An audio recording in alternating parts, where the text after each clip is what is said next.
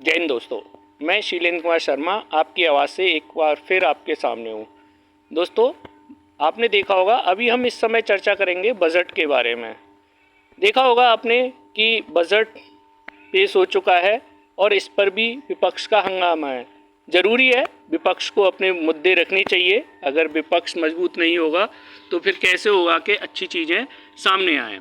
लेकिन विपक्ष का ये कहना कि कुछ ये खराब है या इस राज्य को दे दिया या उस प्रदेश को दे दिया, इस तरीके से कहना गलत है मेरे हिसाब से। तो कि कोई जिला विकसित नहीं हो पाएगा, क्योंकि बजट में एक साथ पूरे देश का भला शायद ही हो सकता है।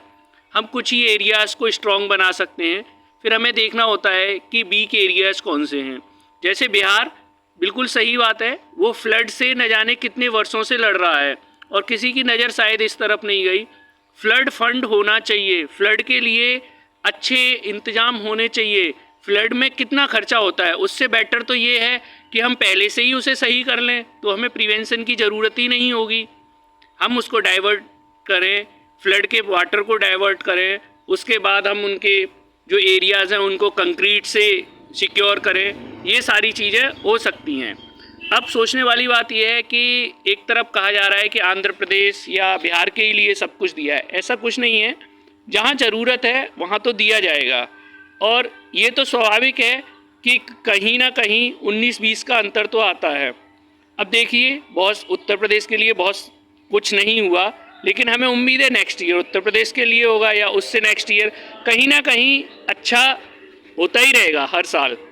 और रही जैसे डिफेंस बजट बढ़ाया, लेकिन उतना नहीं बढ़ पाया जितना और देश बढ़ाते हैं, क्योंकि हमारे पास उतना, हमारा पैसा जो है बहुत सारी चीज़ों में ख़त्म होता है। न जाने आधा पैसा तो हमारे उन चीज़ों में ख़त्म हो जाता है जो हम अंदरूनी लड़ रहे हैं, जिससे कि हमारी इकोनॉमी वीक होती है।